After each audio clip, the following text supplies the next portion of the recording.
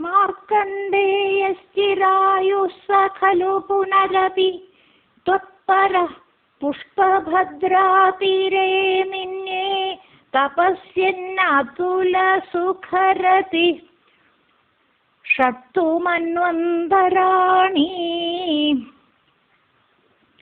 ദേവേന്ദ്ര സപ്തമസ്തം സുരയുവതി മരുന്മന്മഥൈർമോഹയിഷ്യൻ യോഗോഷ്മപ്ലുഷ്യമാണൈർനതു പുനരശകത് ത്വജ്ജനം നിർജയേത്ക. മാർക്കണ്ഡേയശ്ചിരായുസ്സ ഖലു പുനരപി ത്വത്പരഃ പുഷ്പഭദ്രാതീരേ നിന്യേ തപസ്യന്നതുലസുഖരതി ഷട്ടു മന്വന്തരാണി.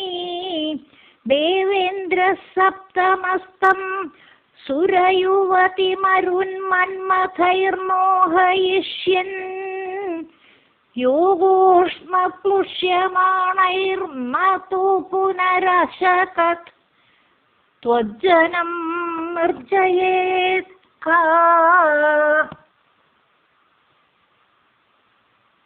97-ാം ദശകം 5-ാം ശ്ലോകമാണ് ഇപ്പൊ ചൊല്ലിയത്.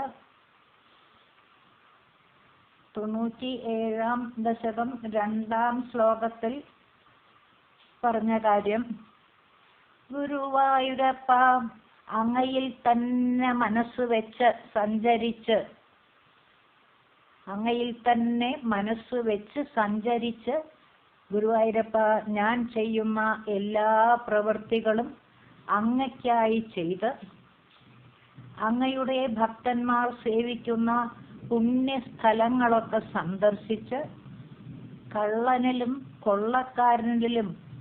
കൊള്ളക്കാരനിലും ബ്രാഹ്മണനിലും പക്ഷി മൃഗാദികളിലും വൃക്ഷലതാദികളിലും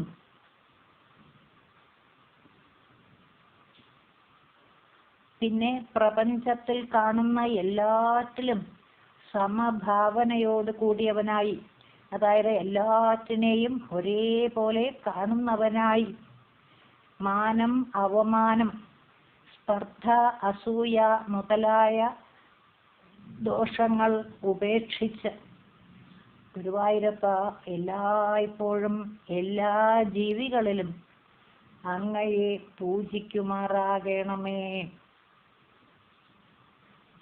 2-ാം ശ്ലോകത്തിൽ പറഞ്ഞ കാര്യങ്ങള് പിന്നെ 4-ാം ശ്ലോകത്തിൽ പറഞ്ഞു.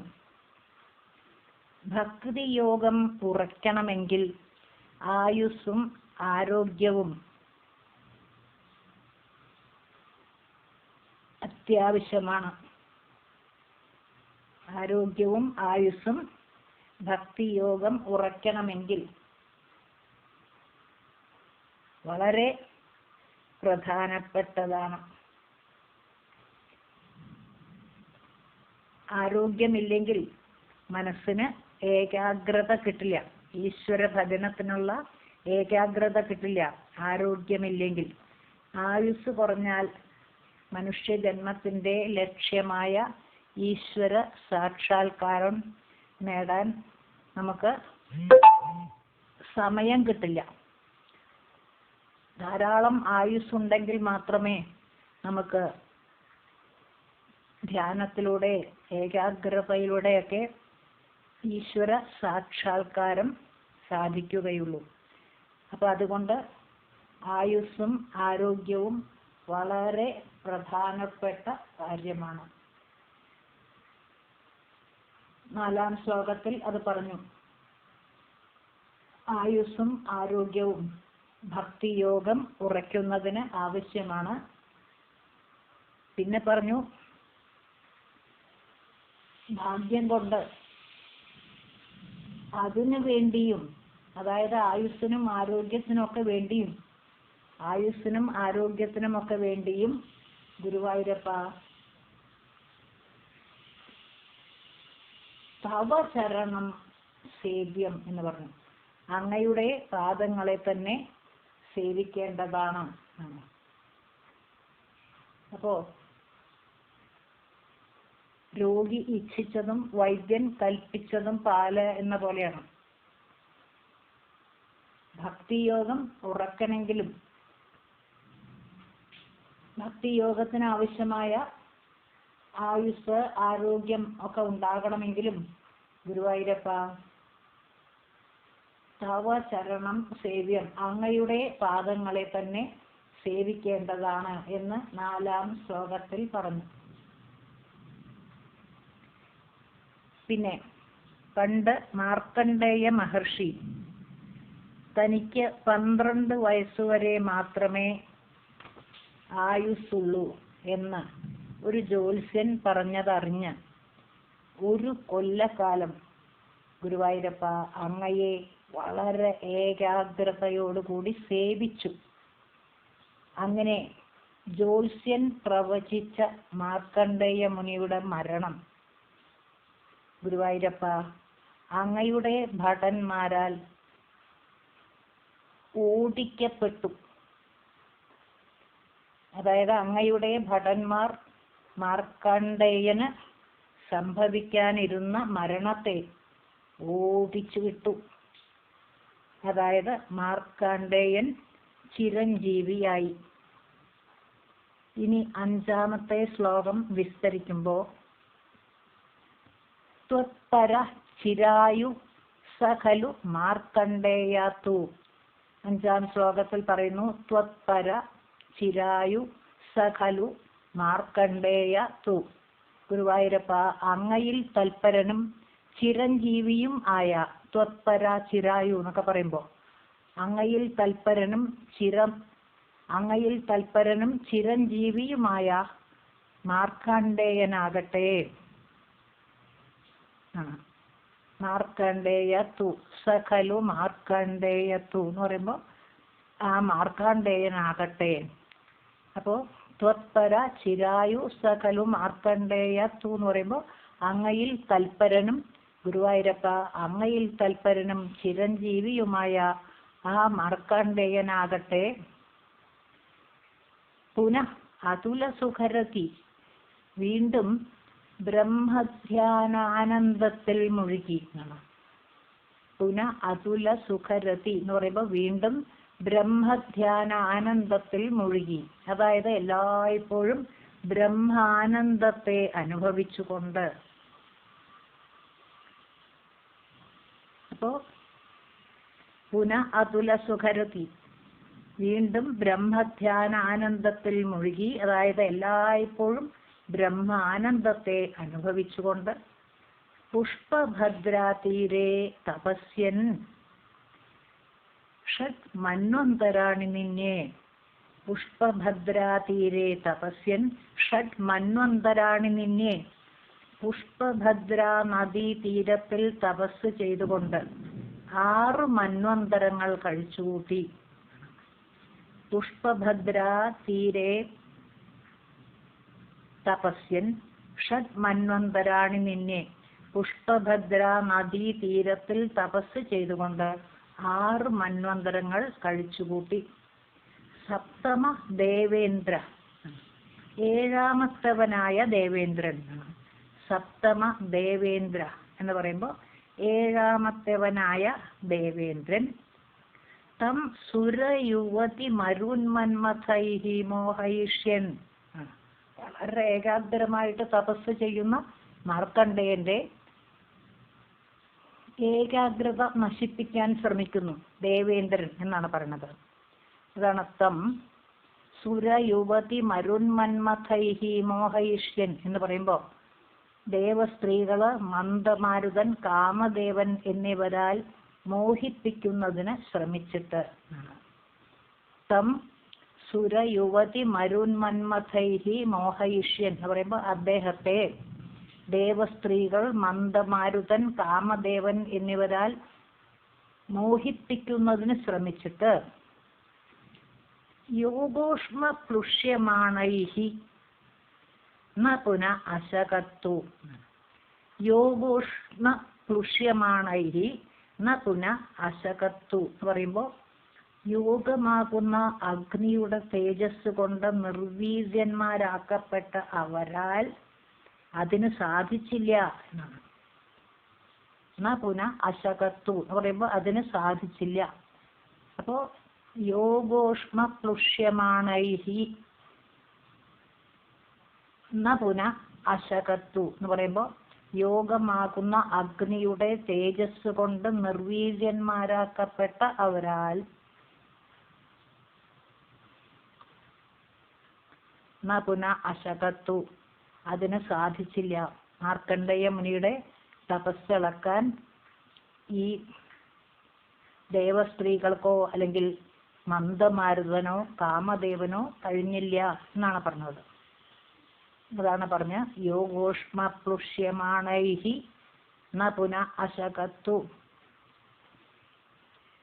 യോഗമാകുന്ന അഗ്നിയുടെ തേജസ് കൊണ്ട് നിർവീര്യന്മാരാക്കപ്പെട്ട അവരാൽ ന പുന അശകത്തു അതിന് സാധിച്ചില്ല.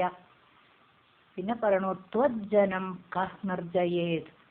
ത്വജ്ജനം കഹ് നിർജയേത്. ഗുരുവായൂരപ്പ, അങ്ങയുടെ ഭക്തനെ ആര് ജയിക്കും? ത്വജ്ജനം കഹ് നിർജയേത്. ഗുരുവായൂരപ്പ, അങ്ങയുടെ ഭക്തനെ ആര് ജയിക്കും? ഒരു പ്രാവശ്യം കൂടി പറയാം. ത്വത്പര ചിരായു സഖലു മാർക്കണ്ഡേയത്തു.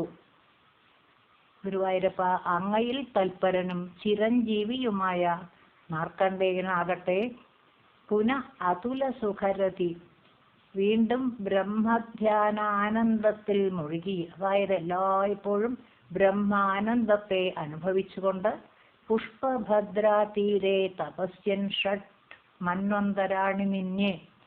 പുഷ്പഭദ്ര നദീ തീരത്തിൽ തപസ് ചെയ്തുകൊണ്ട് 6 മന്വന്തരങ്ങൾ കഴിച്ചുകൂട്ടി. സപ്തമ ദേവേന്ദ്ര, 7ാമത്തേവനായ ദേവേന്ദ്രൻ തം സുരയുവതി മരുന്മന്മഥൈഹി മോഹയിഷ്യൻ, അദ്ദേഹത്തെ അതായത് മാർക്കണ്ഡേയനെ ദേവസ്ത്രീകള് മന്ദമാരുതൻ കാമദേവൻ സുരയുവതി മരുന്മന്മഥൈ എന്നൊക്കെ പറയുമ്പോൾ ദേവസ്ത്രീകൾ മന്ദമാരുതൻ കാമദേവൻ എന്നിവരാൽ മോഹിപ്പിക്കുന്നതിന് ശ്രമിച്ചിട്ട്.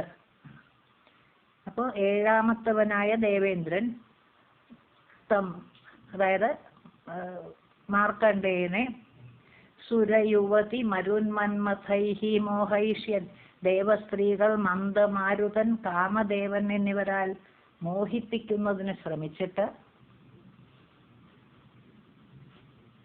യോഗോഷ്മ പ്ലുഷ്യമാണൈഹി ന പുന അശകത്തു.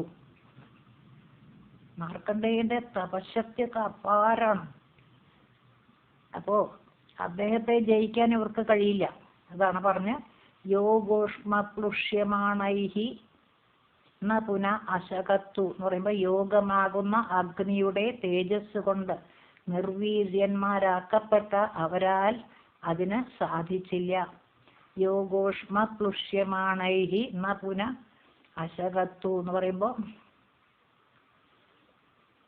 യോഗമാകുന്ന അഗ്നിയുടെ തേജസ് കൊണ്ട് നിർവീര്യന്മാരാക്കപ്പെട്ട അവരാൽ ന പുന അശകത്തു അതിന് സാധിച്ചില്ല.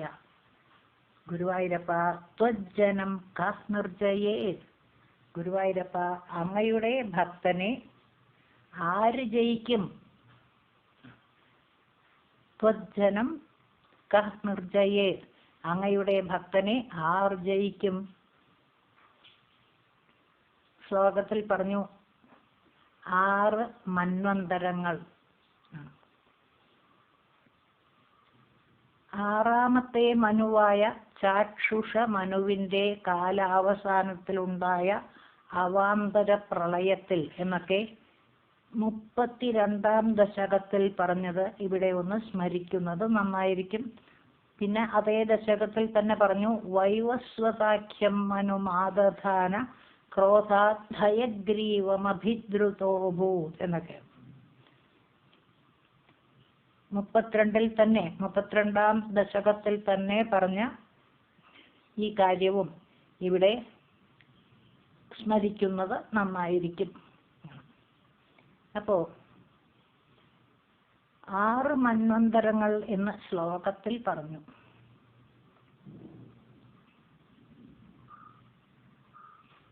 71 ദിവ്യയുഗങ്ങൾ ചേർന്നതാണ് ഒരു മന്വന്തരം. 71 ദിവ്യയുഗങ്ങൾ ചേർന്നതാണ് ഒരു മന്വന്തരം. ഇവിടെ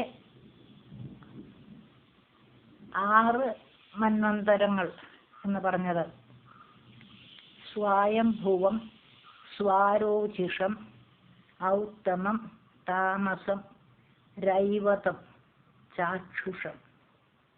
6 മന്വന്തരങ്ങൾ.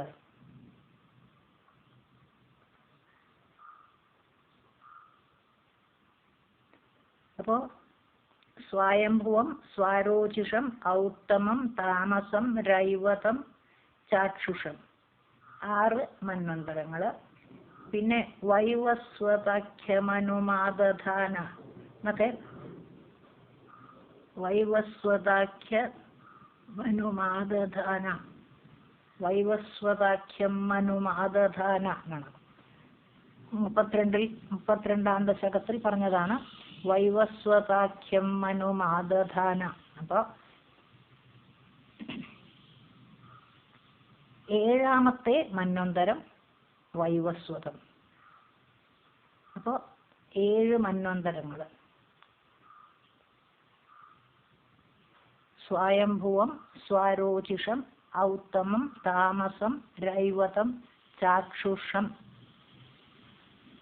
പിന്നെ 7ാമത്തെ മന്വന്തരം വൈവസ്വതം.